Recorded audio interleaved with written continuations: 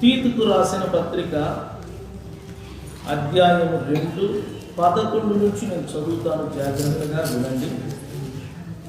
సమస్త మనుషులకు రక్షణకరమైన దేవుని కృప ప్రత్యక్షమై మనము భక్తిహీనతను, ఇహలోక సంబంధమైన దురాశలను సర్దించి శుభప్రదమైన నిరీక్షణ నిమిత్తము అనగా మహాదేవుడును మన రక్షకుడైన యేసుక్రీస్తు మహిమ యొక్క ప్రత్యక్షత కొరకు ఎదురు చూచుచు ఈ లోకములో స్వస్థ బుద్ధితోను, నీతితోను, భక్తితోను బ్రతుకచుండవలేనని మనకు బోధించుచున్నది.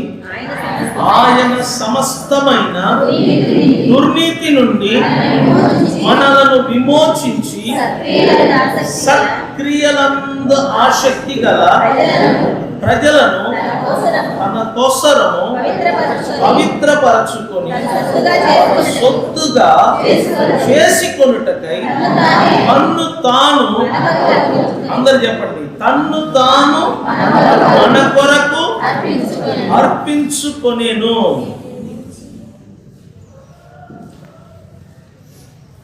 పోయిన ఆదివారం విన్నాము, సమస్త మనుషులకు దేవుని కృప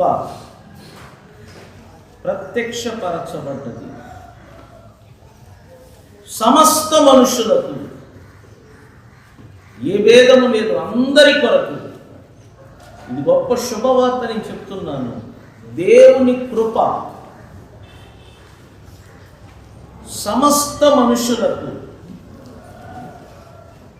ప్రత్యక్షపరచబడ్డది. ఎప్పుడు అంటే యేసు ప్రభు ఎప్పుడు ఈ లోకానికి దిగి వచ్చాడో, ఈ లోకంలో ఎప్పుడు జన్మించాడో ఆ దినము దేవుని కృప సర్వ మానవాళి కొరకు ప్రత్యక్షమైనది.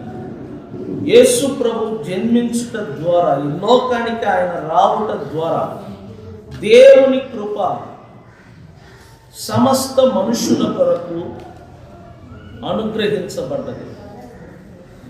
ఎప్పుడు యేసు ప్రభు భూమిలో జన్మించాడో దేవుని కృప ఈ లోకమంతటా అనుగ్రహించబడ్డది. మనము కృపాకాలంలో జీవిస్తున్నాం. మనము కృపాకాలంలో జీవిస్తున్నాం. మనము కృప క్రింద నివాసము చేస్తున్నాం. అర్థం చేసుకోండి. నిజం, మనం చాలా ధన్యులము. ఎందుకంటే పాత నిబంధన కాలంలో దేవుని కృప అనేది కొందరికి మాత్రమే అనుగ్రహించబడ్డది. దేవుని కృప తన యందు భయభక్తులు గలవారి చుట్టూ మాత్రమే అది ఏమై ఉండేదంట, ఆవరించి ఉంటుందంట. కానీ ఎప్పుడు యేసు ప్రభు లోకములో జన్మించాడో ఆ క్షణము, ఆ దినము నుండి దేవుని కృప కొందరికి కాదు, సకల మనుషులకు ఏమైందంటే అది ప్రత్యక్షపరచబడ్డది. ప్రతి మనిషి కొరకు దేవుడు తన కృపను అనుగ్రహించాడు. యేసు ప్రభు జన్మించుట ద్వారా దేవుని కృప ప్రత్యక్షపరచబడ్డది. ఈరోజు ఆయన జన్మాన్ని ఒక వేడుకగా ప్రపంచంలో ఉన్నవారు వేడుకగా చేసుకుంటున్నారు. కానీ ఆయన జన్మము వలన దేవుడు మనకి ఏమనుగ్రహించాడో అనే విషయాన్ని మాత్రం ప్రజలు గమనించలేకపోతున్నారు. యేసు ప్రభు జన్మించుట ద్వారా, ఈ లోకానికి ఆయన రావుట ద్వారా దేవుని కృప మనకు సమృద్ధిగా అనుగ్రహించబడ్డది. యోహాను అంటాడు తన సువార్తలో, ఆదియందు వాక్యం ఉండెను, ఆ వాక్యమే దేవుడై ఉండెను, ఆ వాక్యము దేవుని యొద్ద ఉండెను, కలిగినది ఏదైనను ఆయన లేకుండా కలగలేదు. 14వ వాక్యం. ఆ వాక్యము శరీరధారి అయి, చెప్పండి ఆ వాక్యం ఏమయ్యాడు? శరీరధారి అయి కృప సత్య సంపూర్ణుడుగా మన మధ్య ఏం చేశాడట? ఎప్పుడు యేసు శరీరధారిగా మారాడో ఆ క్షణము దేవుని కృప, దేవుని సత్యము, దేవుని ప్రేమ, దేవుని దయ, దేవుని కనికరము మానవులైన మనకు అనుగ్రహించబడ్డది. నేను చెప్తున్నాను దేవుని బిడ్డల, దేవుని కృప విస్తారంగా ఇవ్వబడింది. మీరు ఈరోజు శ్రమ పడవలసిన పని లేదు, కష్టపడవలసిన పని లేదు. ఎందుకంటే దేవుని కృప విస్తారముగా అనుగ్రహించబడినది. మీరు ప్రభువునందు రక్షణ పొంది ప్రభువును రక్షకుడుగా, ప్రభువుగా స్వీకరించి మిమ్మును పూర్తిగా ఆయనకు సమర్పించుకొని క్రీస్తులో మీరు ఏమై ఉన్నారో మీరు గమనించి తెలుసుకొని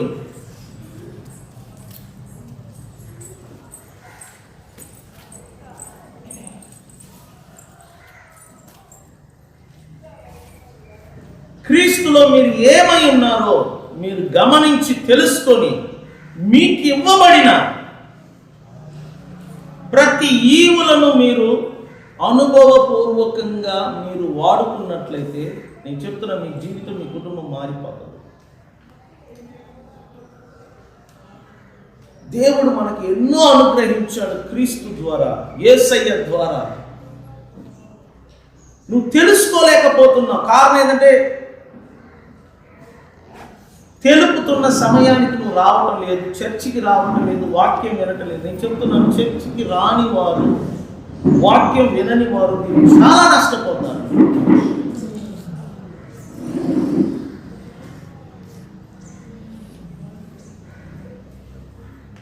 చర్చికి రాని వారు, వాక్యం వినని వారు చాలా నష్టపోతారని నేను చెప్తున్నాను.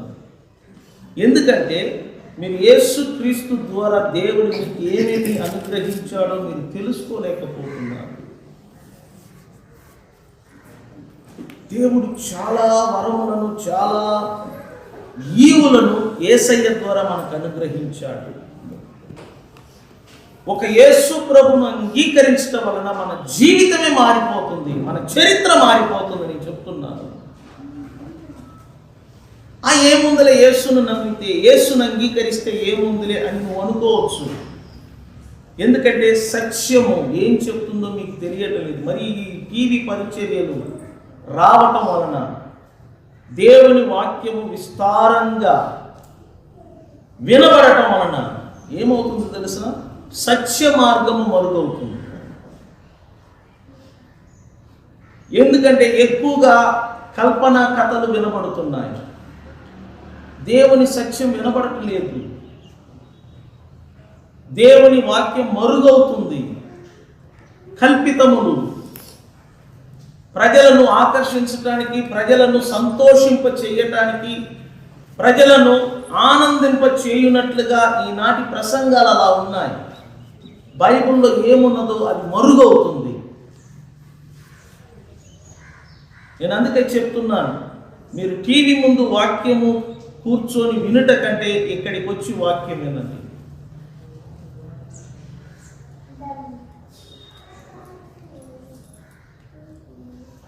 దేవుడు అంటున్నాడు నీతో, సకల మనుషులకు దేవుని కృప ప్రత్యక్షమైనది మన ప్రభు అయిన యేసుక్రీస్తు ద్వారా.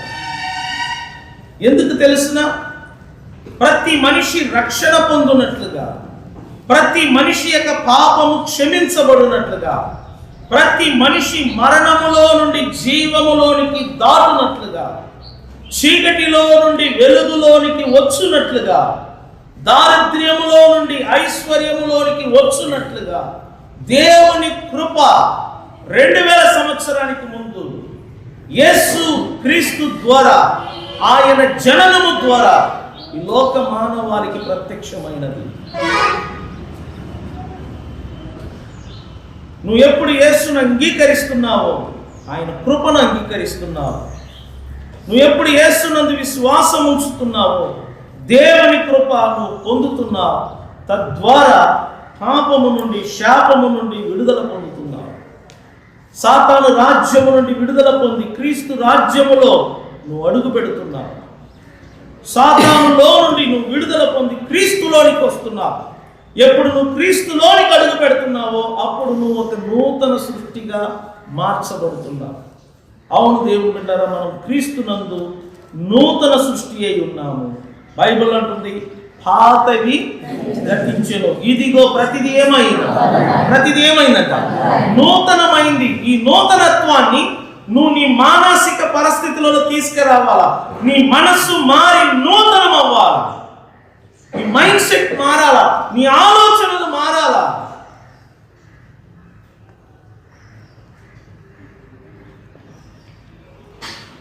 ఆయన అంటున్నాడు, మనము భక్తిహీనతను, ఇహలోక సంబంధమైన దురాశలను మనం ఏం చెయ్యాలి? విసర్జించాలి. భక్తిహీనతను విడిచిపెట్టాలి. ఇహలోక సంబంధమైన దురాశలను విడిచిపెట్టాలి. శుభప్రదమైన నిరీక్షణ నిమిత్తము, అనగా మహాదేవుడును మన రక్షకుడైన యేసుక్రీస్తు. చెప్పండి, మన రక్షకుడైన యేసుక్రీస్తు. ఆయన గురించి బైబిల్ ఏమంటుంది? ఆయన ఎటువంటి దేవుడట? మహాదేవుడు. యేసుక్రీస్తు మహాదేవుడు. ఆయన మనకు రక్షకుడై ఉన్నాడు. ఆయన మహిమ యొక్క ప్రత్యక్షత కొరకు దేవుని బిడ్డలైన మనం ఏం చేస్తూ ఉండాలి? ఎదురు చూస్తూ ఉండాలి. దాని అర్థం ఏంటి? ప్రభు ఎప్పుడు ప్రత్యక్షత అనుగ్రహిస్తాడు, ప్రభు ఎప్పుడు వస్తాడు, తను తాను ఎప్పుడు కనబరుచుకుంటాడు, దేవుని బిడ్డలైన మనం ఎదురు చూపుతూ ఉండాలి. ప్రార్థన అయిన వెంటనే మన ఆలోచనలు ప్రతిదీ లోకములో వెళ్ళిపోతుంది. ప్రార్థన అయిన తర్వాత చూడండి, లోకానుసారంగా ఆలోచిస్తూ ఉంటాం, లోకానుసారంగా బ్రతుకుతూ ఉంటాం. ప్రభుని గురించి ఆలోచన ఉండదు. కానీ బైబిల్ అంటుంది, మనము ఆయన ప్రత్యక్షత కొరకు మనం ఏం చేస్తూ ఉండాలి? ఎదురు చూస్తూ ఉండాలి. ఎప్పుడు ప్రభు వస్తాడు, ఎప్పుడు ప్రభు వస్తాడు. ప్రభు వస్తే నేను ఎత్తబడాలి, నేను నా కుటుంబం ఎత్తబడాలి, నేను నా పిల్లలు ఎత్తబడాలి. అవునండి, మొదటి శతాబ్దంలో దేవుని సంఘం అంట, యవనస్తులు కానీ, స్త్రీలు కానీ, పిల్లలు కానీ, పెద్దలు కానీ, ప్రతి ఒక్కరూ ఆయన ప్రత్యక్షత కొరకు ఎదురు చూస్తూ ఉండేవారంట. అందుకని వారి వారి ఆస్తులను అమ్మి, వారి వారి ఇండ్లను అమ్మి తీసుకొని వచ్చి అపోస్తుల పాదముల క్రింద పెడతారు. ఎందుకంటే ప్రభు రానై ఉన్నాడు. ఆయన వస్తే మనం వెళ్ళిపోతాం. వెళ్ళిపోతున్న సమయమున మన ఆస్తులు ఇవన్నీ నేలపాలవుతాయి. కాబట్టి ఆయన రావటానికి ముందే ఆస్తులను అమ్మి వాటిని తీసుకొని వచ్చి కానుకల రూపములో అపోస్తుల పాదం మీద పెట్టినప్పుడు వారు ఏం చేసేవారంటే ఆ ఆస్తులను సంఘములో లేని వారికి పంచిపెట్టి అందరు కలిసి కట్టుగా దేవుని పరిచర్య సువార్తను చేసేవాళ్ళు. అందరు కలిసి దేవుని పని చేసేవాళ్ళు. పెళ్లిళ్ళు కూడా చేసుకోరు, ఎందుకంటే ప్రభు వస్తున్నాడు. ప్రభు కొరకు ఎదురు చూడటానికి కన్యకులు, వివాహం కాని ఆడపిల్లలు దేవుని రాకడ కొరకు, ప్రభు రాకడ కొరకు కనిపెడుతూ ఉన్నారు. ఎందుకంటే ప్రభు వస్తే వెళ్ళిపోవాలని, ప్రభుని ఎదుర్కోవటానికి. సో దేవుని బిడ్డలైన మనము ప్రభు రాకడ కొరకు, ఆయన రాకడ కొరకు మనం ఎదురు చూస్తూ ఉండాలి. సంగమ, నేను చాలాసార్లు చెప్పాను, ప్రభు ఏ సమయమైనా రావచ్చు, ఎప్పుడైనా రావచ్చు, ఈ రాత్రి రావచ్చు, రేపు రావచ్చు. ప్రభు తన సంఘమును తన యొద్దకు తీసుకొని వెళ్ళటకు రానై ఉన్నాడు. ఆయన వచ్చినప్పుడు సంఘము ఎత్తబడుతుంది, మృతులైన వారు లేపబడతారు.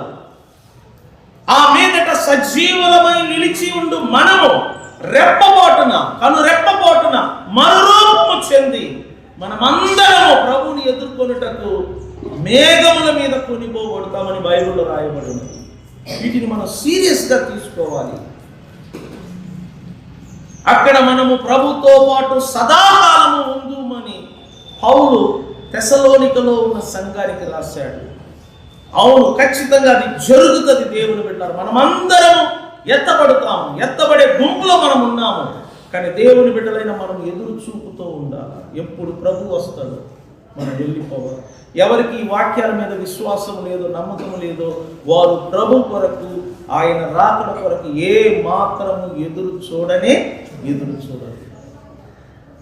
చూడండి, అర్థం చేసుకో. లోకమంతటా భక్తిహీనతతో నిండిపోయి ఉన్నది. భక్తిహీనులు మన చుట్టూ ఉన్నారు. వారితో కలవటం వలన మనం కూడా ఏమవ్వచ్చు? భక్తిహీనులుగా మారవచ్చు.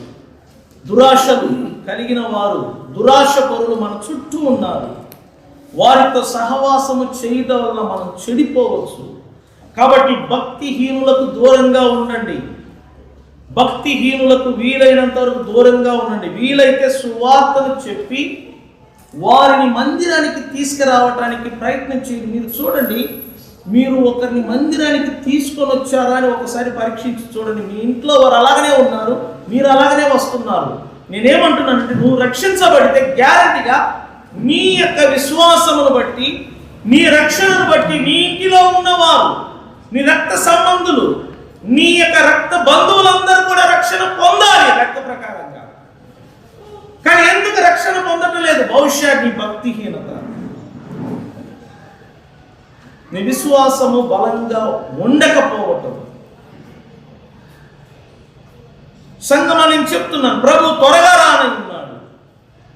మనం ఆయన కొరకు ఎదురు చూస్తూ ఉండాలి. ఆయన వచ్చే సమయమున మనం ఎలా బ్రతకాలి తెలిసిన? బైబిల్ క్లియర్గా చెప్తుంది. చూడండి, ఆయన వస్తున్న ఆ సమయమున మనం ఈ లోకములో ఏ బుద్ధితో బ్రతకాలి? చెప్పండి, ఏ బుద్ధితో? స్వస్థ బుద్ధి అంటే ఆరోగ్యమైన బుద్ధి కలిగి ఉండాలి. స్వస్థత పొందిన బుద్ధితో మనం బ్రతకాలి. బాగుపడిన బుద్ధితో మనం బ్రతకాలి. తర్వాత నీతితో బ్రతకాలి. తర్వాత భక్తితో బ్రతకాల. చూడండి, ప్రభు రాకడ దినములలో దేవుని సంఘము, క్రైస్తవులు ఈ లోకములో ఎలా బ్రతకచుండవలేను. ఎలా వారు బ్రతకాలంటే, ఒకటి, స్వస్థ బుద్ధితో బ్రతకాలి. రెండు, మీరు నీతితో బ్రతకాలి. మూడు, భక్తితో మీరు బ్రతకాలి. ఎందుకంటే దేవుని వాక్యం మనకు అదే బోధిస్తుంది.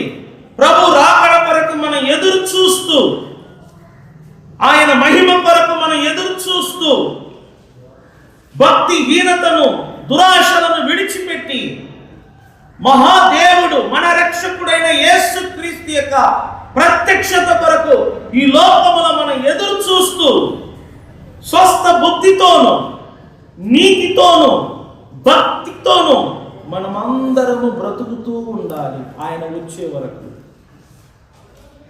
ప్రభు వచ్చే వరకు మనము స్వస్థ బుద్ధి కలిగి, నీతితోను, భక్తితోను మనము బ్రతుకుచుండవలేదు.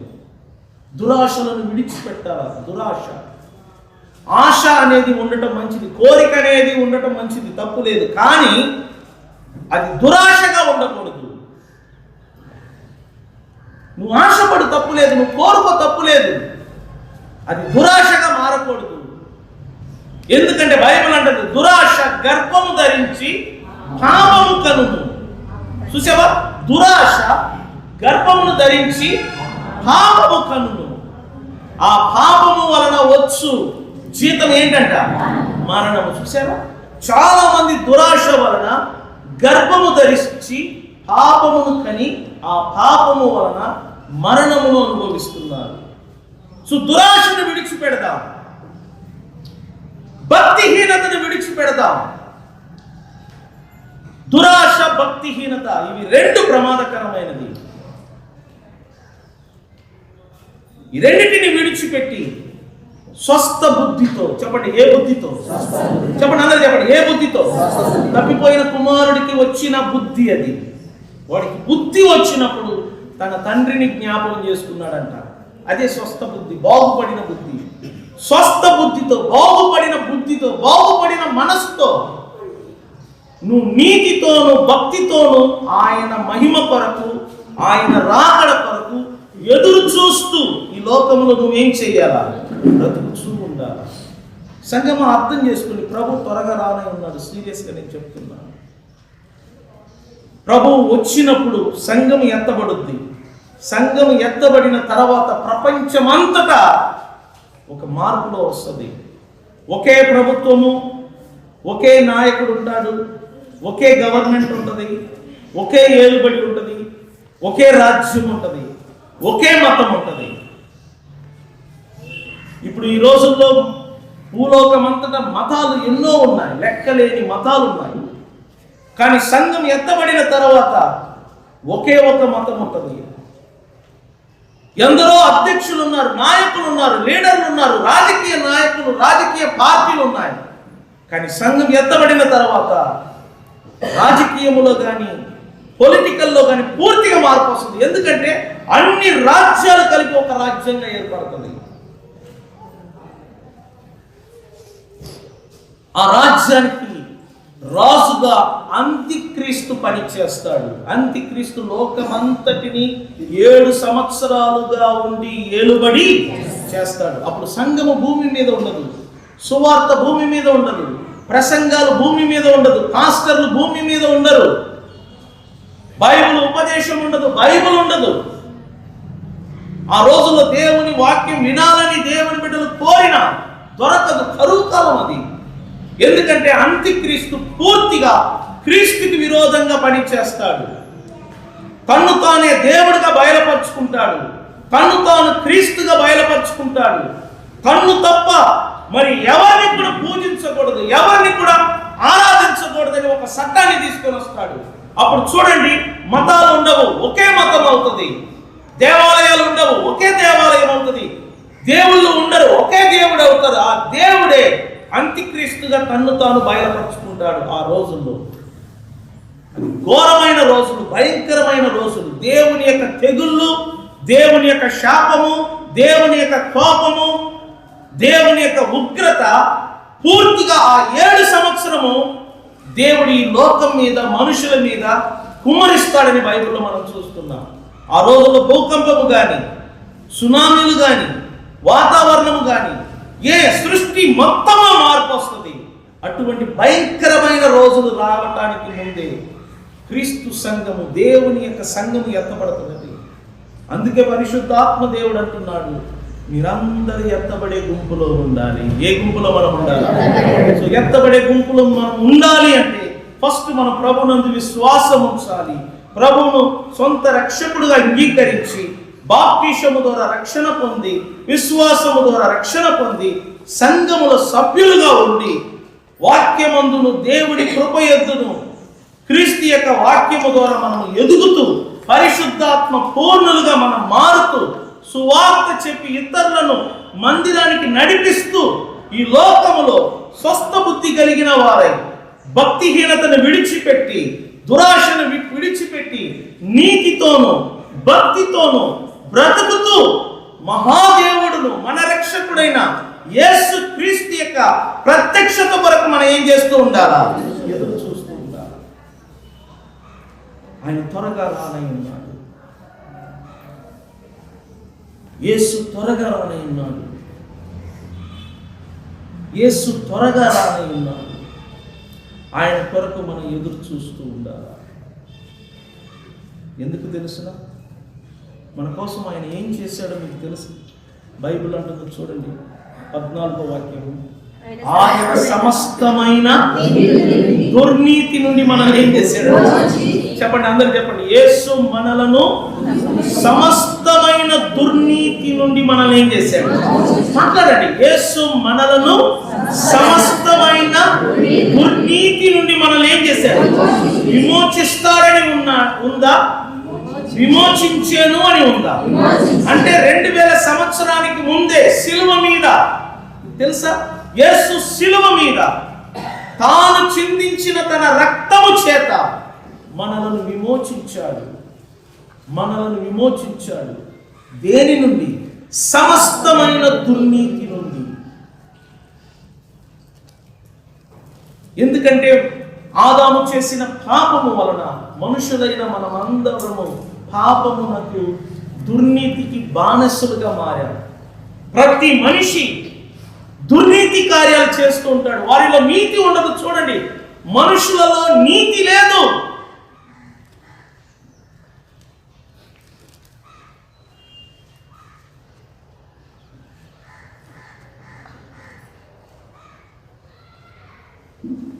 పౌలు అంటాడు, రోమపత్రిక 3వ అధ్యాయం అంతటా మీరు చదివి చూడండి, ఒక్కడును లేడు నీతిమంతుడంట. ఈ లోకంలో ఒక్కడైనా ఎవరు లేదట. ఎందుకంటే అందరూ పాపము చేసి దేవుడు అనుగ్రహించు మహిమను ఏం చేయలేకపోయారు, పొందలేక ప్రతి మనిషి అంట పాపమునకు దాసిగా ఉన్నాడు. ప్రతి మనిషి అంట దుర్నీతికి బానిసత్వంలో ఉన్నాడు. ప్రతి మనిషి క్రియలన్నీ దుర్నీతిగా ఉంటుంది, నీతి కనపడదు. వారు చేసే పనులు, వారు చేసే వ్యాపారము, వారి నడవడికలు, వారి కుటుంబ విషయాలు, సంపాదన, ఎక్కడ చూసిన దుర్నీతి. కారణం ఏంటంటే ఆది మానవుడు చేసిన పాపము వలన ప్రపంచమంతటా పాపములోను దుర్నీతిలోను కూరుకొని ఉంది. మనిషిని పాపము నుండి, దుర్నీతి నుండి, శాపము నుండి విడిపించటానికి యేసయ్య 2000 సంవత్సరానికి ముందు ఈ లోకములో ఒక మానవుడిగా అవతరించాడు. 33.5 సంవత్సరం జీవించాడు. తాను దేవుని కుమారుడు, తాను రక్షకుడు అని ప్రజలు నమ్మునట్లుగా ప్రజల ఎదుట మహాకార్యములు, సూచక క్రియలు, అద్భుతాలు చేసి చివరికి శిలువ మీద ప్రాణము వదిలి మానవుల కొరకు త్యాగము చేశాడు. పాపములను మోసాడు. రక్తమును మూల్యముగా చిందించి ప్రాయశ్చిత్తము కలగజేసి ప్రాణము పెట్టి సమాధి చేయబడి 3వ రోజు తిరిగి లేచి తాను దేవుని కుమారుడు అని ప్రపంచానికి, సృష్టి మొత్తానికి రుజువుపరిచాడు. యేసు ఎవరో కాదు, దేవుని కుమారుడు. ఆయన చిందించిన రక్తము ద్వారా మనకు విడుదల. ఆ రక్తము మనలను విమోచించెను సమస్తమైన దుర్నీతి నుండి. అర్థం చేసుకో, నువ్వు దుర్నీతి నుండి విడిపించబడ్డావు, దుర్నీతి నుండి నువ్వు కొనబడ్డావు, దుర్నీతి నుండి నువ్వు విడుదల పొందావు. తిరిగి దుర్నీతి వైపు వెళ్ళవద్దు. యేసు మనలను దుర్నీతి నుండి విడిపించాడు. మనము దుర్నీతిలో లేము. ఇప్పుడు ఎక్కడ ఉన్నాం? మనము నీతిలో ఉన్నాము. చీకటిలో నుండి వెలుగులోనికి తీసుకొని వచ్చాడు. పాపములో నుండి పరిశుద్ధతలోనికి తీసుకొని వచ్చాడు. దుర్నీతిలో నుండి నీతిలోనికి తీసుకొని వచ్చాడు. నరకములో నుండి పరలోకమునకు తీసుకొని వచ్చాడు. సాతానులో నుండి క్రీస్తులోనికి తీసుకొని వచ్చాడు. దేవుని బిడ్డలారా, ఇప్పుడు మీరు క్రీస్తులో ఉన్నారు, మీరు నీతిలో ఉన్నారు, మీరు భక్తిలో ఉన్నారు, మీరు వెలుగులో ఉన్నారు, మీరు పరిశుద్ధతలో ఉన్నారు, మీరు పరలోకములో నివసిస్తున్నారు. మీరున్న స్థానాన్ని మరవద్దు. మనకు తెలిసిందంత పాతవి గుర్తు చేసుకోవడం, మర్చిపోండి. పాత విషయాల గురించి మాట్లాడగాకండి. మీ కుటుంబంలో జరిగిన పాత విషయాల గురించి చెప్పగాకండి. చాలా మంది సాక్ష్యం అంటే వారి కుటుంబంలో జరిగిన దానిని చెప్పడం సాక్ష్యం అనుకుంటున్నారు. కాదు. ఇప్పుడు నువ్వు ఏమై ఉన్నావు, నువ్వు ఎక్కడ ఉన్నావు, అది సాక్ష్యం. ఒకప్పుడు నువ్వు చీకటిలో ఉన్నావు, అది అందరికీ తెలుసు. కానీ ఇప్పుడు నువ్వు వెలుగులో ఉన్నావా? ఇతరులకు నువ్వు వెలుగిస్తున్నావా? నీ వలన ఇతరులు వెలుగురు పొందుతున్నారా? దానిని సాక్ష్యంగా చెప్పు. గతాన్ని మర్చిపోండి. ఇప్పుడు నువ్వు వాక్యానుసారంగా ఎక్కడ ఉన్నావు, నీ భవిష్యత్తును గురించి ఆలోచన చేయి. అవును, ఒకప్పుడు మనము అనీతిలో ఉన్నాం, పాపములో ఉన్నాం, శాపములో ఉన్నాం, చీకటిలో ఉన్నాము. కానీ ఇప్పుడు మనం నీతిలో ఉన్నాము. ఇప్పుడు మనము దేవునిలో ఉన్నాము. ఇప్పుడు మనము వెలుగులో ఉన్నాం. ఇప్పుడు మనము క్రీస్తులో ఉన్నాం. ఇప్పుడు మనము రక్షణలో ఉన్నాము. ఇప్పుడు మనము పరలోకములో ఉన్నాం. ఇప్పుడు మనము పరిశుద్ధత కలిగి ఉన్నాము. స్తోత్రం చెప్పండి. దేవుని బిడ్డలారా, ఇప్పుడు మీరు ఏమై ఉన్నారు? అదేనండి బైబిల్ బోధించేది సత్యం. బైబిల్ ఎప్పుడైనా పాత వాటిని చెప్పట్లా. ఇప్పుడు మీరు ఏమై ఉన్నారు? క్రీస్తులో మీరు ఏమై ఉన్నారు? భవిష్యత్తులో మీరు ఏమై ఉండబోతున్నారు? దాని గురించి తెలుసుకోండి. మనలను ఆయన దుర్నీతి నుండి విడిపించాడు. క్రీస్తు నన్ను దుర్నీతి నుండి విడిపించాడు. నాలో దుర్నీతి లేదు, నాలో నీతి ఉంది.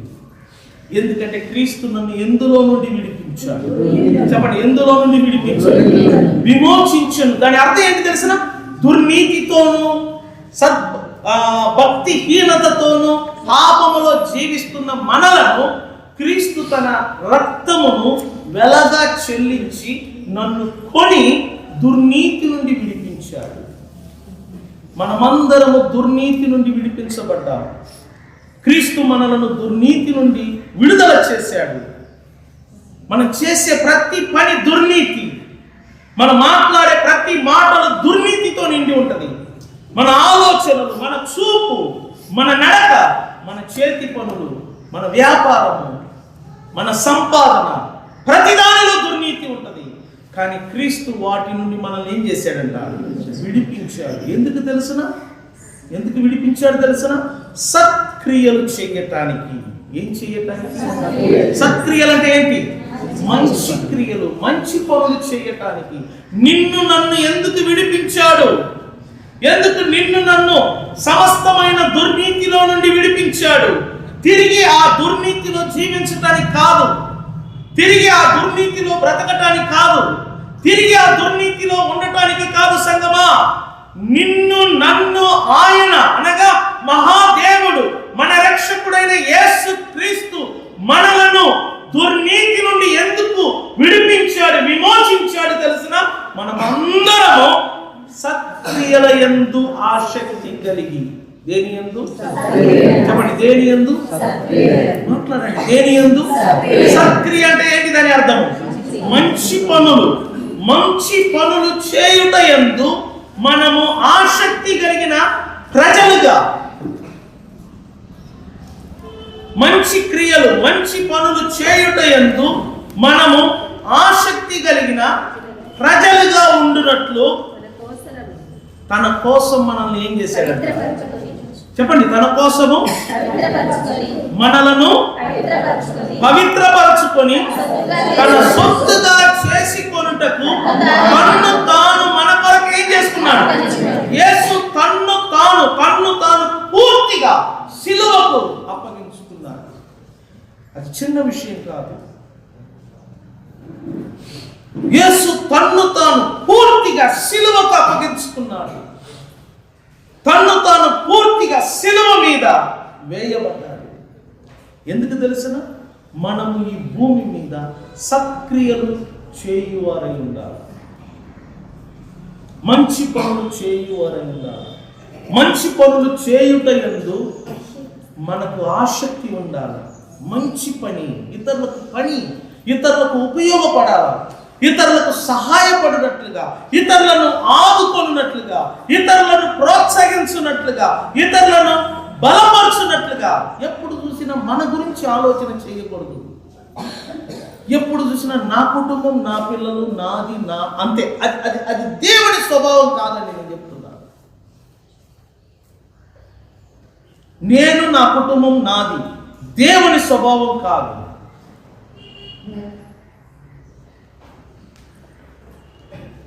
దేవుడు నిన్ను విమోచించాడు, దేవుడు నిన్ను విడిపించాడు దుర్నీతి నుండి. ఎందుకంటే ఈ లోకములో నువ్వు సత్క్రియల యందు ఆసక్తి కలిగిన ఒక ప్రజగా, ఒక మనిషిగా నువ్వు ఉండాలని. సత్క్రియ చేయుటకు ఆసక్తి కలిగిన ఒక మనిషిగా, ఒక స్త్రీగా నువ్వు ఉండాలని ఆయన ఏం చేశాడు తెలుసునా? నిన్ను దుర్నీతి నుండి విడిపించి నిన్ను పవిత్రపరిచాడు. ఏం చేశాడంట? చెప్పండి, మనం ఏమయ్యామంట?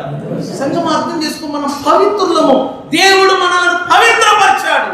క్రీస్తు తన రక్తము చేత మనలను కడిగి శుద్ధీకరించాడు. మనము పరిశుద్ధులము. ఆయన రక్తం మనలను పరిశుద్ధపరిచినది. ఆయన రక్తము మనలను శుద్ధీకరించినది. ఆయన రక్తము చేత మనము కడగబడ్డాము. మనలను పవిత్రపరిచాడు. మనలను పవిత్రపరిచి తన సొత్తుగా చేసుకున్నాం. మనం ఎవరంట చెప్పండి? మన ఎవరి సొత్తు అంట? మనమందరము యేసయ్య సొత్తు. ఎవరంట మనము? చెప్పండి, మాట్లాడు. మన ఎవరంట? సొత్తు అంటే ఏంటి తెలిసిన? ఆస్తి. నీ మీద, నా మీద యేసుకు అధికారం ఉంది. మన మీద ఆయనకు అధికారం ఉంది. ఎందుకంటే స్వరక్తం ఇచ్చి నిన్ను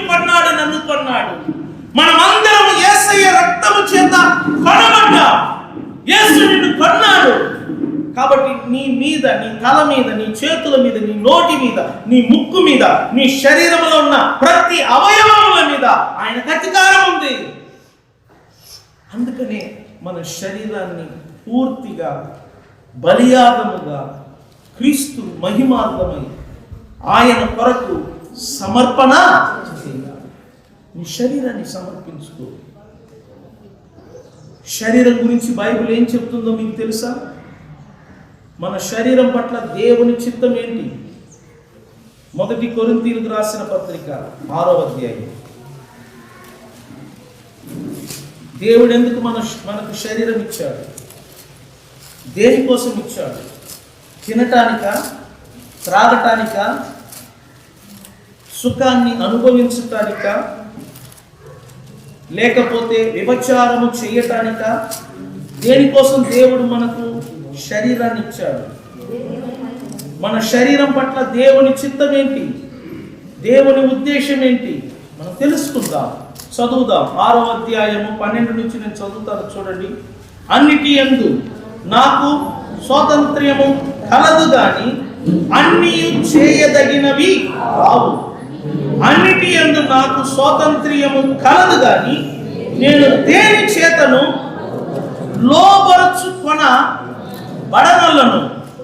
భోజన పదార్థములు కడుపునకును, కడుపు భోజన పదార్థములకును నియమింపబడి ఉన్నవి.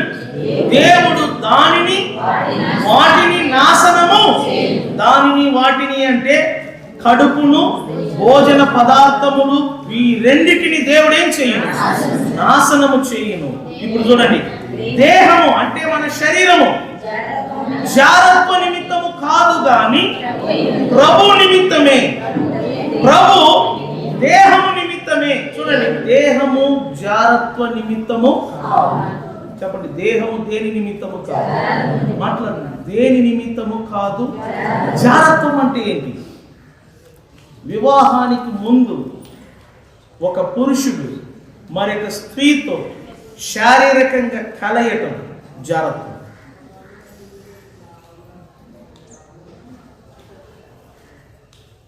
వివాహానికి ముందు అది స్త్రీలు కానీ లేకపోతే యవనస్తులు కానీ శారీరకంగా కలవటం వ్యభిచారం అంటారు దాన్ని. అదే బైబిల్ ఏమంటుందంటే జారత్వం అంటారు. లేకపోతే వివాహమైన తర్వాత వివాహమైన ఆడవాళ్ళు పరాయి పురుషులతో కలిసిన, పురుషుడు వివాహమైన స్త్రీతో కలిసిన, వ్యభిచారం చేసిన దానిని బైబిల్ ఏమంటుంది? జారత్వం. దేవుడు నీకు నాకు దేహాన్ని జారత్వం కొరకు ఇవ్వలేదు. కడుపును దేవుడు నీకు ఇచ్చింది భోజన పదార్థముల కొరకు కాదు. ఈ దేహాన్ని నీ సుఖభోగాల కొరకు కాదు సుమా. తినటానికి, త్రాగటానికి, వ్యభిచారం చేయటానికి దేవుడు ఇవ్వలేదు. ఈ దేహం పట్ల దేవునికి ఒక ఉద్దేశం ఉంది. ఈ దేహం పట్ల దేవునికి ఒక ఉద్దేశం ఉంది. నేను వివాహం కాని మగపిల్లలతో కూడా మాట్లాడుతున్నాను. వివాహానికి ముందు ఆడపిల్లలతో ఇల్లీగల్ కనెక్షన్ పెట్టుకోగాకండి. ఆడవాళ్ళు కూడా నేను చెప్తున్నాను, ఎవరైనా వివాహానికి ముందు, వివాహం అయిన తర్వాత కానీ, వివాహానికి ముందు కానీ పరాయి పురుషునితో ఇల్లీగల్ కనెక్షన్ అందు. ఎందుకంటే దానిని జారత్వం అంటారు. దావీదు ఈ జారత్వం అనే పాపము చేసిన దాని వలన తన కుటుంబము అల్లోకల్లోలంగా మారింది. జారత్వం అనే పాపం చేయటానికి ముందు దావీదు యొక్క జీవితం ప్రశాంతంగా ఉంది. ఎప్పుడు జారత్వం అనే పాపం చేశాడు, ఎప్పుడు పరాయి స్త్రీ మీద కన్ను వేశాడు, వేరొకని భార్యను సొంతం చేసుకున్నాడు, దేవుడు అంటాడు, ఇక్కడ నుండి నీ ఇంటిలో ఏది మొదలవుతుంది? యుద్ధము మొదలవుతుంది. అవును, అర్థం చేసుకోండి. శరీరానికి కోరికలు ఉంటాయి, శరీరానికి ఆకలి ఉంటుంది, శరీరానికి ఇచ్చలు ఉంటాయి. ఎందుకంటే దాని స్వభావము. పుట్టకతోనే మనం ఆకలితో పుడుతున్నాం. పుట్టేటప్పుడు బిడ్డ ఎలా పుడుతుందో తెలిసిన? ఏడుపుతో పుడుతుంది. ఎందుకు ఏడుస్తుందో పుట్టేటప్పుడు బిడ్డ? ఆకలి. పసిబిడ్డ పుట్టేటప్పుడు ఏడుస్తూ పుడుతుంది. ఆ ఏడుపుకు కారణం ఏంటి? నాకు ఆకలేస్తుందని ఏడుపు ద్వారా తెలియచేస్తుంది. మానవ దేహము ఆకలితో పుట్టింది కాబట్టి అన్ని కోరికలు ఈ దేహానికి ఉంటాయి. దేహానికి ఆకలి ఉంటుంది. ఈ కోరికలను, ఈ ఆకలిని తీర్చుకోవడానికి మన రాంగ్ రూట్ లో వెళ్తే అది పాపంగా మారుతుంది. అందుకే పౌలు అంటాడు, వివాహం కాని వారికి ఏమంటాడంటే, మీరు కంట్రోల్ చేసుకోలేకపోతే వివాహం చేసుకోండి. మిమ్మల్ని మీరు అదుపు చేసుకోలేకపోతే, కంట్రోల్ చేసుకోలేకపోతే వివాహం చేసుకో, తప్పు కాదు. లేకపోతే నువ్వు జారత్వం అనే పాపములో పడిపోతావు. స్త్రీలరా, వివాహం కాని వారికి పౌలు ఏమంటాడంటే, వివాహము చేసుకోవడం పాపము కాదు, కానీ ఆయన ఒక మాట అంటాడు, వివాహము చేసుకోకుండా ఉండటం ముందు చూసారా, అది మరీ మంచిదంట. ఎందుకంటే వారు దేవుని కొరకు కన్యకగా ఉండాలా. అలాంటి వారు ఏం చేయాలంటే ప్రభు కోసమే జీవించాలా, ప్రభు కొరకే తను తాను సమర్పణ చేసుకోవాలా. భక్తిహీనులతో, భక్తిహీనత కలిగిన లోకముతో సహవాసం లేకుండా, ప్రభు కోసం పరిపూర్ణంగా వివాహం లేకుండా తన్ను తాను ఎవరు సమర్పణ చేసుకుంటారో వారికి ఫలితం ఉందని నేను చెప్తున్నాను. విధవలు అంటే భర్తను కోల్పోయిన విధవరాలు, మీరు భక్తితో జీవించాలా, సంఘములో ప్రార్థనలో ఉండాలా, భక్తిహీనులతో సహవాసంలో ఉండకూడదు. విధవరాలు ఎప్పుడు కూడా సంఘములో దేవుణ్ణి స్తుతిస్తూ ఉండాలా, సంఘములో దేవుణ్ణి ఆరాధిస్తూ ఉండాలా. ఒకవేళ విధవలు వివాహం చేసుకోవాలన్న ఆశ పుట్టినట్లయితే మీరు వివాహం చేసుకోవచ్చు, తప్పు కాదు. కానీ ఇటు విధవగా ఉండి పరాయి పురుషుడితో శారీరక కనెక్షన్లో ఉంటే అది జారత్వం, అది జారత్వం, అది జారత్వం. నీ దేహము దేవుడిచ్చింది జారత్వం అనే పాపము చేయటానికి కాదు సుమా. మన దేహము ప్రభు నిమిత్తము. చెప్పండి, మన దేహము ఎవరి నిమిత్తము? ఈ శరీరం ఎవరి కోసం అంటారు? దేవుడు ఎవరి కోసం ఇచ్చాడు? మన ప్రభు అయిన యేసు క్రీస్తు కోసం దేవుడి గుడారాన్ని ఇచ్చాడు, ఈ శరీరాన్ని ఇచ్చాడు. ఎందుకు తెలుసునా? పరిశుద్ధాత్మ ద్వారా మన లోనికి వచ్చి ఆయన నివాసము చేయటానికి. చదవండి. ప్రభు నిమిత్తమే, ప్రభు నిమిత్తమే, ప్రభు దేహము నిమిత్తమే, ప్రభు దేహము నిమిత్తమే దేవుడు ప్రభువు లేపెను, దేవుడు ప్రభువును లేపెను, మనలను కూడా ఆయన తన శక్తి వలన లేపును. మీ దేహములు, వినండి సంగమా, మీ దేహములు క్రీస్తునకు ఏమై ఉన్నది? ఈ మాటను అందరూ చెప్పండి. మన దేహములు క్రీస్తునకు ఏమై ఉన్నది? నా దేహము క్రీస్తు శరీరములో ఒక అవయవము. సో క్రీస్తు శరీరములో ఒక అవయవమై ఉన్న మన దేహాన్ని జారత్వం అనే పాపానికి వాడుకోకూడదు. అందుకే చెప్తున్నాను, పరాయి స్త్రీ జోలికి వెళ్ళవద్దు. వివాహము కాని ఆడపిల్లలు, వివాహము కాని మగపిల్లలు మీరు అదుపు చేసుకోలేకపోతే మీరు వివాహం చేసుకోండి, అది మంచిది. లేకపోతే జారత్వం అనే పాపములో పడతారు. అందుకే పౌలు అంటాడు, మీరు జారత్వమునకు పారిపోండి. దేనికి పారిపోవాలంట? చెప్పండి, ఎందులో నుండి పారిపోవాలా? ఎందుకంటే యోసేపు యవన వయసులో ఉన్నప్పుడు వివాహమైన పోతిఫర్ భార్య, చూసారా, వివాహమైన పోతిఫర్ భార్య వివాహము కాని యోసేపును బలవంతం చేస్తుంది శరీర ఇచ్చలు తీర్చుకోవడానికి, శరీర కోరికలను తీర్చుకోవడానికి. కానీ వివాహము కాని యోసేపు దేవుని యందు భయము భక్తి కలిగిన వాడు. అందుచేత యోసేపు దేవునికి భయపడి జారత్వం అనే పాపమునకు లోబడకుండా పారిపోయాడు. అలా పారిపోవడం వలన దేవుడు యోసేపును అత్యధికంగా ఏం చేశాడు? కానీ సంసోను దెలీలా బలవంతం చేయగా సంసోను లోబడ్డాడు. అందుచేత సంసోను ఎంత నష్టపోయాడో మీకు తెలుసు. తన శక్తిని పోగొట్టుకున్నాడు, దేవుడిచ్చిన వరమును పోగొట్టుకున్నాడు. చివరికి ఒక ఆడమ్మాయిని గురించి తన 2 కనులు పోగొట్టుకున్నాడు. చాలా మంది ఆడపిల్లల గురించి భవిష్యత్తు పోగొట్టుకుంటున్నారు. నేను చెప్తున్నాను, చాలా మంది మగపిల్లలు భవిష్యత్తు పోగొట్టుకోవటానికి ముఖ్య కారణం ఆడపిల్లలు. సంసోను తన జీవితాన్ని పోగొట్టుకున్నాడు, తన పిలుపును పోగొట్టుకున్నాడు, తన భవిష్యత్తును పోగొట్టుకున్నాడు. అతను ముగింపు ఏంటి తెలిసిన? గుడ్డితనము. 2 కన్నులు ఊడబెరికారు. సంసోను ఫిలిస్తీన్లు వస్తున్నారంటే సింహంలాగా లేచేవాడు. ఎప్పుడు డెలిల్లా తొడ మీద పండుకున్నాడు, డెలిల్లా తొడ మీద పండుకొని నిద్రించాడు, అతని బలము పోయింది. ఎందుకంటే సంసోను ఆడవాళ్ళ విషయంలో బలహీనుడు. గొప్ప గొప్ప రాజులు, మినిస్టర్లు, నాయకులు ఆడవాళ్ళ వలన పతనమయ్యారు. ప్రతి మనిషికి ఉంటుంది కోరిక, కానీ వాటిని అదుపులో పెట్టారా, కంట్రోల్లో పెట్టారా? అందుకే వివాహం అనే చట్టాన్ని దేవుడు తీసుకొని వచ్చాడు.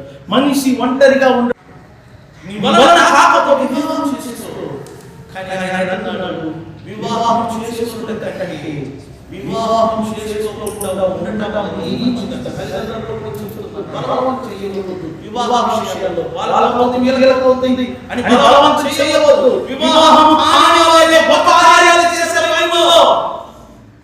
వివాహం కాని స్త్రీలు ఎందరో మనకు కనబడుతున్నారు, పరిచర్య చేస్తున్నారు. కానీ వివాహం చేసుకోలేని వారు దేవుని కొరకు జీవించాలా. అలాంటి వారు వేదవారస సహవాసం అంటే లోకస్తులతో, భక్తిహీనులతో దూరంగా ఉండాలా. శారీరకంగా మనల్ని మనం సమర్పించుకున్నట్లయితే శారీరకమైన పాపముల పట్టడం జాగ్రత్తగా ఉండాలి. భయంకరమైన శారీరకమైన పాపం.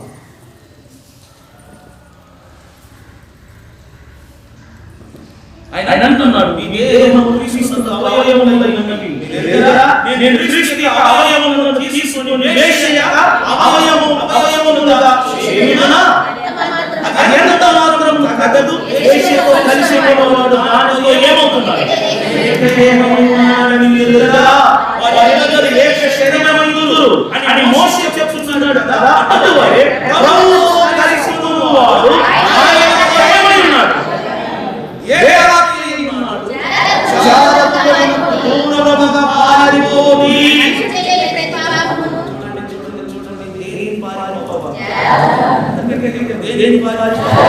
చెప్పండి గట్టిగా. మనుషుడు చేయి ప్రతి పాపము దేహమునకు వెలుపల ఉన్నది, కానీ చేయువాడు తన సొంత శరీరమునకు హానికరమైన పాపము పాపము చేయువాడు తన సొంత దేహాన్ని అపహారం చేసేస్తున్నాడు. అంటే తన సొంత దేహానికి కీడు తీసుకొస్తున్నాడు. ఈ జారత్వము పాపము అర్థం చేసుకుంది. పాత నిబంధనలో మనం చూసాము. ఇటు ఫోర్ఫిల్ వారియే గాని దావీదు గాని వీళ్ళందరూ జారత్వము పాపము పడ్డారు. తద్వారా వాళ్ళు పడిన కష్టాలు ఏదైనా మనం చదువుతున్నాం రోజు బైబిల్లో. సో జారత్వము పారిపోవాలి. అలా జారత్వమునకు పారిపోకుండా దానిలో పడేవాడు తన సొంత శరీరమునకు హానికరముగా చేయుచున్నాడు. పాపము చేయుచున్నాడు. నీ దేహము దేవుని వలన నీవు చెప్పండి, నా దేహం ఎవరి వలన? అందరూ చెప్పండి, నా దేహం ఎవరి వలన? దేహాన్ని ఎవరిచ్చారు? దేవుడు మనకు అనుగ్రహించాడు. మీలో ఉన్న పరిశుద్ధాత్మకి దేహం ఏమై ఉన్నది? దేవుని చిత్తము మీ దేహం పట్ల ఏమనగా, దేవుడు ఎందుకు నీ దేహాన్ని అనుగ్రహించాడంటే నీలో ఆయన ఆత్మ నివాసము చేయడానికి. అంతేకాదు విపత్తులను, ఓకేనా, జారత్వము, దురాశ, తిండిపోతనము ఇలా ఈ దేహంలో పరిశుద్ధాత్మ నివాసం చేయడానికి దేవుడు దేహాన్ని ఇచ్చాడు. ఈ దేహాన్ని దేవుడు ఎందుకు ఇచ్చాడు తెలుసా? ఆయన వచ్చి మనలో నివాసం చేయడానికి. ఎందుకలా? చెప్పండి, ఎందుకలా? ఎందుకంటే ఫంక్షన్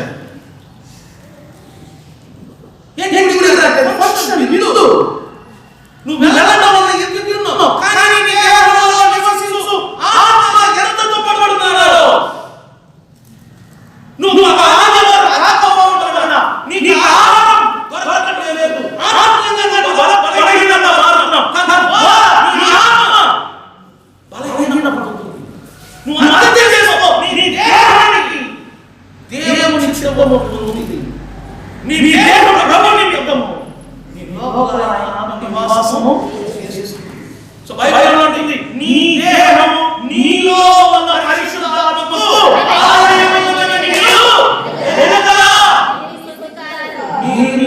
స్తోత్రం చెప్పండి. ఎందుకంటే యేసయ్య శిలువ మీద రక్తము ద్వారా మన దేహాన్ని, మన ప్రాణమును, మన ఆత్మను వెల చెల్లించుకున్నాడు. ఆ దినం నుండి మనము మన సొంత కాదు, మన మీద అధికారం యేసు మాత్రమే ఉంది. ఆయన మనల్ని కొన్నాడు, మనము ఆయన సొత్తు. స్తోత్రం చెప్తామా? చెప్పండి, స్తోత్రం చెప్తామా? ఆయన వెల చెల్లించి నన్ను కొన్నాడు. నా మీద ఆయనకు అధికారం ఉంది. కాబట్టి నా దేహాన్ని కావాలి, ఆయన నిర్ణయం చేస్తున్నాడు. నీ శరీరం నాకు కావాలి, నీ కళ్ళు నాకు కావాలి, నీ నోరు నాకు కావాలి, నీ చెయ్యి నాకు కావాలి, నీ కాలు, నీ తల నుంచి అరికాల వరకు ప్రతి అవయవము నాకు కావాలి. ఎందుకు దేవునికి నా అవయవం కావాలి? ఎందుకంటే ఆయన మనలోని అద్భుతాలను లోకలకు బయలుపరుచుకున్నాడు. కుమారి వింటున్నావా?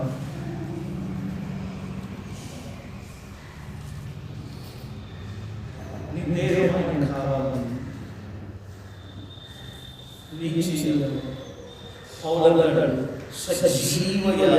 ఏంటంటే చనిపోయిన వారిని, బ్రతికిన వారిని ప్రాణముతో బలి. అర్థమైందా? సజీవ యాగం అంటే బ్రతికిన వారిని ప్రాణముతో బలి. దాన్ని ఏమంటారు? మన బ్రతికినప్పుడే మన దేహాన్ని ఎవరు సమర్పించుకోవాలి? అవును, మన దేహాన్ని యేసుకు సమర్పించుకోవాలి. పూర్తిగా దేహాన్ని యేసుకు సమర్పించుకోవాలి. అప్పుడు ఆయన ఏం చేస్తాడు? ఆయన అన్నాడు చూడండి, విలువ పెట్టి కనుక మీ దేహములో దేవుని ఏం చేయాలి? ఆయన ఆత్మలో మన దేహములో పరిశుద్ధాత్మ దేవుని ఏం చేస్తాడు? అందుకే ప్రభు రక్తం నుంచి మనల్ని కొని ఆయన సొంతంగా చేసుకున్నాడు. మనల్ని పవిత్రపరిచాడు. చెప్పండి, మనం ఏం చేశాడు? చెప్పండి, మనం ఏం చేశాడు? అవును, మనం పవిత్రపరచబడ్డాం, మనం కడగబడ్డాము, మన ఆత్మలో పరిశుద్ధంగా ఉన్నాం, మనం నీతి మంతులుగా చేర్చబడి ఉన్నాము. అర్థం చేసుకోండి దేవుని సత్యాలను. అందుకొరకే యేసు తాను శిలువ మీద ప్రాణముతో అర్పించుకున్నాడు. చేయవలసిన పని ఏంటి తెలుసా? ఈ లోకంలో సత్క్రియ చేయాలి. ఏం చేయాలి? సో మన వలన చెడు జరగకూడదు, మళ్ళీ ఏం జరగాలి? మంచి పనులు చేయాలి. యేసు ప్రభు బ్రతికున్నప్పుడు కీడు చేయలేదు, ఇతరులను దూషించలేదు, ఇతరులను ఇబ్బంది పెట్టలేదు, ఇతరులను ఏడించలేదు. ఆయన మేలు చేస్తూ తిరుగుచున్నాడు. ఎలా ఉన్నాడు? ఇతరులను ఏం చేశాడు? ఆయన ఎదుట వచ్చే వారిని ఆయన దూషించాలా, అసహ్యించాలా, ప్రేమించాడు. మనం కూడా యేసులాగా ప్రేమించాలా, యేసులాగా ఇతరులను అంగీకరించాలా, యేసులాగా మన దగ్గర తీసుకోవాలి, ఇతరులను మేలు చేయాలి, ఇతరులకు మనం మేలు చేయాలి, ఇతరులకు మనము మంచి పనులు చేయాలి. అందుకోసమే యేసు లోకానికి వచ్చాడు. అందుకోసమే యేసు తన కృపను మనకు ఇచ్చాడు. అందుకోసమే తన రక్తమును కార్చాడు. అందుకొరకే మనల్ని ఏర్పరచుకున్నాడు. అందుకొరకే మనల్ని శుద్ధీకరించాడు, పవిత్రులుగా చేసి, ఒక గుంపుగా, ఒక జనముగా చేసి మనల్ని తన సొత్తుగా చేసుకున్నాడు. అందుకొరకే ఆయన ప్రాణం పెట్టాడు. అందుకొరకే ఆయన గాయపరచబడ్డాడు. అందుకొరకే ఆయన చనిపోయాడు, సమాధి చేయబడి మూడవ రోజు తిరిగి లేచాడు. ఆయన త్వరగా రాబోతున్నాడు. ఇటువంటి దినములలో మనం సత్క్రియ చేయించే జనముగా ఉండాలి. ఏ జనముగా ఉండాలి? సమాధానం చేసుకో. సత్క్రియ చేస్తున్నావా? సత్క్రియ అంటే మనిషి కోడలు మీ అత్తగారికి మంచి పని చేస్తున్నావా? పరిశుద్ధి చేస్తున్నావా? అత్తగారు మీ కోడలు మంచి పని చేస్తున్నావా? చెడ్డ పని చేస్తున్నావా? పిల్లలు మీ తల్లిదండ్రులకు మంచి పని చేస్తున్నావా? లేకపోతే చెడ్డ చేస్తున్నావా? ఏది చేస్తున్నావా? భార్య నీ భర్తకు మంచి చేస్తున్నావా? చెడ్డ చేస్తున్నావా? పురుషులు నీ భార్యకు మంచి చేస్తున్నావా? చెడ్డ చేస్తున్నావా? మీరు చేసే పనులు ఎంతమందిది? మీ వ్యాపారం ఎంతమందిది? మీ రాబడి ఎలా? ఎంతమంది రాబడి?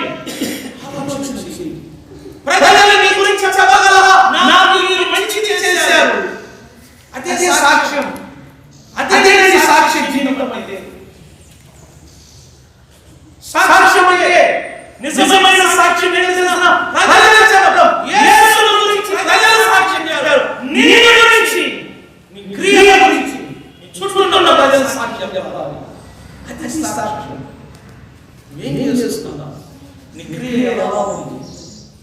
సత్క్రియ యందు ఆసక్తి కలిగినవారు కదా. నీ బాబుకు చెప్పాలి, నీ తొప్పిన వాళ్ళు చెప్పాలా? మా తమ్ముడు ఎలా, మా అన్నయ్య ఎలా, మా అక్క ఎలా, మా చెల్లి ఎలా, అయ్యో నా కడుపులో పుట్టిన నా బిడ్డ ఎలా, నీ పిల్లలకు చెప్పాలా? నా తల్లిదండ్రులు ఇటువంటిదని నేను చెప్పాల్సిన పని లేదు. నా చుట్టూ ఉన్న ప్రజలకు చెప్పాలా నా గురించి సాక్ష్యం. యేసు ఎవడు తన గురించి ఎవడు సాక్ష్యం చెప్పలేదు. పరలోకమందున్న దేవుడు సాక్ష్యం ఇచ్చాడు. ఇక్కడ నా ప్రియకుమారుడు ఈయనయందు నేను కలిగి ఉన్నాను.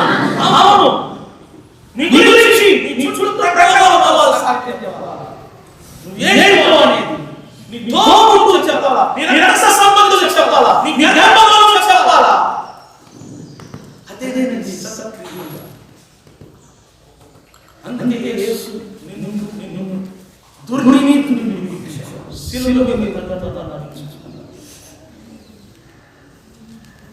దేహము ఆయన సమర్పించేసుకో. నీ దేహము సజీవ యాగముగా సమర్పించేసుకో. ఓ ఆయన నీలోనికి వస్తాడు. ఆయన నీలో ఉండి తన చిత్తాన్ని బయలుపరుస్తాడు. ఈ లోకమును తనను బయలుపరుస్తాడు. నీ తలను వాడుకుంటాడు, నీ నోటిని వాడుకుంటాడు, నీ కళ్ళు వాడుకుంటాడు, నీ చెయ్యి వాడుకుంటాడు, నీ కాళ్ళు చేతులు, నీ శరీరం అన్న ప్రతి అవయవము పరిశుద్ధాత్మ దేవుడు వాడుకుంటాడు. ఆయన కావాల్సినది పూర్తి సమర్పణ కలిగిన దేవుని దగ్గర, పూర్తి సమర్పణ కలిగిన దేవుని దగ్గర నిన్ను సమర్పించుకుంటావా? ఇదిగో 2020 సంవత్సరం ముగింపులో ఉన్నా. ఈ సంవత్సరంలో ఎన్నో ఆయాలను చూశారు, ఎన్నో కీడుల వార్తలు చూశారు. ఆ యొక్క సంవత్సరంలో దేవుడు నీ ద్వారా శుభవార్తను ప్రకటిస్తాడు, నీ ద్వారా గొప్ప కార్యాలు చేస్తాడు. నమ్మినట్లయితే ఇప్పుడే పూర్తి సమర్పణ చేసుకో.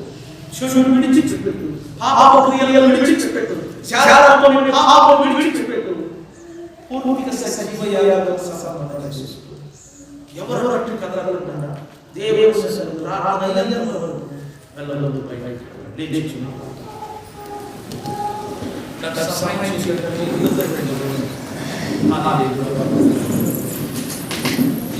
ప్రార్థన చేసి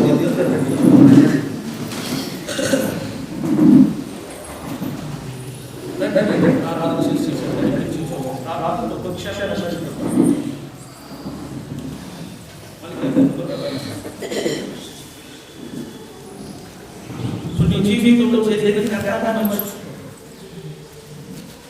ఇప్పటి వరకు నీ గతం ఏంటో, ఎలా జీవించావు, ఎలా బ్రతికావు, వాటిని ఈ రోజుతో సమాధించి